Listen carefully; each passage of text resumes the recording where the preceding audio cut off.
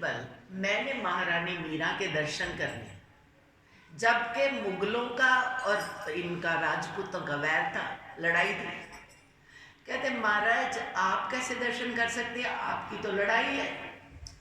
कहते लड़ाई एक अलग बात है, वो एक पॉलिटिकल बात है, पर मेरे को तो उस महारानी को देखना है जिसकी इतनी स्तुतियां गाते हैं। कहते रात निकल जाती, लोगों को पता ही नहीं चलता वो कैसी उसकी वृत्ति है, कैसा उसका वो सब मैंने देखना।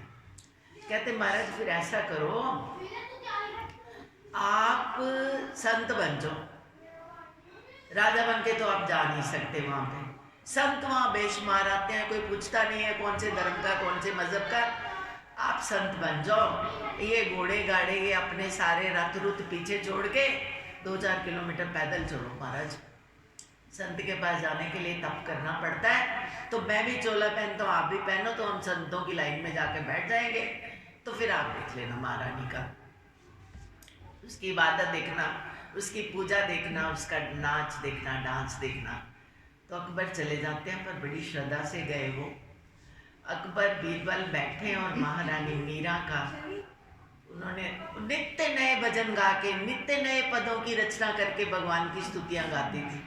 श्री कृष्ण का मंदिर उसके घर में बनाया गया था, तो वो जब नाचने लगी इतनी मस्ती में आ गई, सारे झूमने लगे, सारा पंडाल सब लोग खड़े होके नाचने लगे। अकबर को भी भूल गया मैं कौन हूँ, मैं कहाँ बैठा हूँ। तो अकबर, राजा लोगों की एक आदत होती है, जब वो कहीं पे खुश हो जाए, भाई गल्ला नहीं करो, पता है कि यह टॉपिक टूट जाता है, तार टूट जाती है, जिदी जुड़ी नहीं होती टूटने की थी, जुड़ गई। तो क्या हुआ, अब अकबर और बीरबल आए, मीरा ने वहाँ अपने भगवान के रिझाने के लिए भजन गाने शुरू किए। उसने नई नई स्तुतियाँ करी और वो मस्ती में आके ठाकुर के आगे नाचने लगती है। उसको वो मूर्ति नहीं नजर आती, उसको उस मूर्ति में साक्षात श्री कृष्ण नजर आते हैं। वो नाचती है, इतनी मस्ती में नाची वो। अकबर भी अपने आप को भूल गए और उन्होंने अपने गले से एक माला उतारी और मीरा जी के गले में डाल दी। मीरा जी ने अपने गले से उतारी तो गिरधर के गले में डाल दी। ये एक ऑटोमेटिक प्रोसेस हुई, उसे नहीं पता किसने डाली, क्या डाला और मैंने क्या किया। उसको लगा ये भगवान के लिए कोई उपहार आया, उसने भगवान जी को डाल दिया। सुबह हुई, पुजारी लोग आए, जब भगवान को स्नान कराया गया, देखा तो भगवान जी के गले में एक हीरों की माला और हर हीरे पर अकबर लिखा हुआ। समस्या खड़ी हो गई। कहते महाराज जहाँ पे मीरा जी सत्संग करती हैं रात को, उस मंदिर में भगवान के गले में अकबर के नाम की माला पड़ेगी। इसका मतलब अकबर के गले की माला किसी के पास तो नहीं हो सकती, तो इसका मतलब यहाँ अकबर भी आता है। तो आप देखो जिसकी जैसी बुद्धि है वही काम करती है। उन्होंने बोला जी ये जो मीरा है ना, ये अकबर से हमारे दुश्मनों से मिल गई। ठीक है भाई। अब मीरा जी के ऊपर बहुत बड़ा इल्ज़ाम आया। मीरा कहती मेरे को तो नहीं पता, अगर वो अकबर की माला, मुझे ये भी नहीं पता, मैंने गिरधर के गले में डाली है, मुझे पता है मैंने डाली। अगर अकबर किया तो मैं तो इस बात पर कुछ नहीं कहती। तो कहते देखो मीरा, अब तक तेरे सारे गुनाह माफ़ होंगे, मगर ये माफ़ होने का नहीं है। आप हमारे दुश्मन से मिली, दुश्मन की ज़रूरत की, वो हमारे दरबार में आ गया और आके माला डाल गया, आपको पता नहीं चला, ये नहीं हो सकता। मीरा ने कहा मेरे को सज़ा दी जाए, अगर मैंने गलती करी है तो भाई मुझे सज़ा दे दो। तो सज़ा क्या दी गई कि मीरा को मौत के घाट उतार दिया जाए, मीरा का सिर काट दिया जाए। मीरा कहती ठीक है, इतना जुल्म सहने से, दिन रात इतना कष्ट देते हो मेरे को, इससे तो अच्छा है मैं शरीर ही छोड़ दूँ, कोई बात नहीं। तो मीरा ने खुशी से कहा कि ठीक है काट दिया जाए।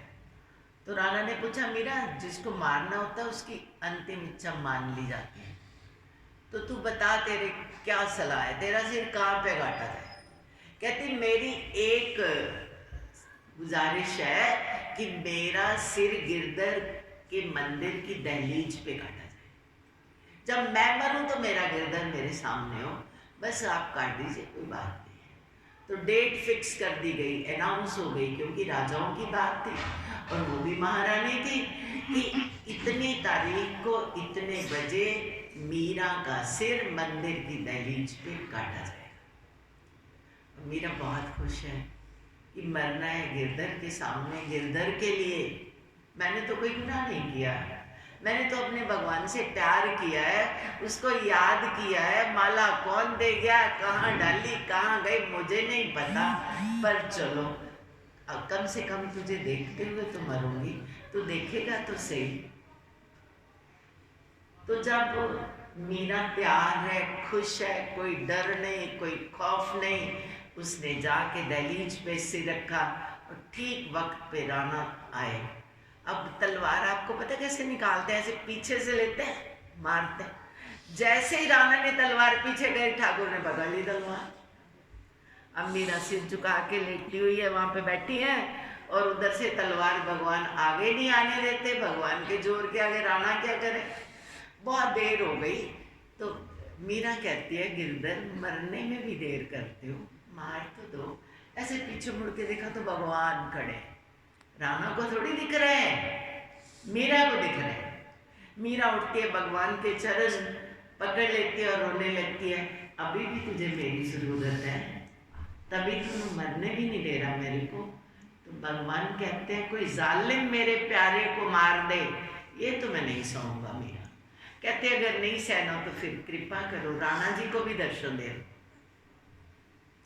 राणा जी को भी अपना ये सुंदर मुखड़ा दिखा दो, जिसको कभी प्रेम ही नहीं पैदा हुआ, जिसके दिल में कभी प्यार ही नहीं आया। भगवान क्या है, भगवान खुश होंगे आप आरतियां पढ़ रहे हो, भगवान खुश होंगे आप उनके ग्रंथ पढ़ रहे हो? नहीं, आप भगवान को कितना प्यार करते हो, आपके दिल में उनके प्रति कितनी निष्ठा है, कितनी मोहब्बत है। आप याद करते हो तो आपका दिल गदगद हो जाता है। आप याद करते हो तो क्या आपको दुनिया भूल जाती है? वो मीरा ही है जिसको भूल जाती है, और मीरा ही इतनी दयालु भी हो सकती है, कहती है कि आप राणा जी को भी दर्शन दो। जब भगवान जी ने राणा जी को दर्शन दिए, बोले मीरा ये अधिकारी नहीं है, पर मैं तेरा वचन भी तोड़ूंगा नहीं, दूंगा दर्शन। तो जब भगवान जी ने दर्शन दिए तो राणा गिर गए चरणों में और गिड़गिड़ाए, रोए, प्रभु मुझे क्षमा कर दो, मैंने आपके प्रेमी को बहुत कष्ट दिया, मैंने मीरा की बहुत निंदा करी, मैंने बहुत कष्ट दिया, प्रभु क्षमा कर दो।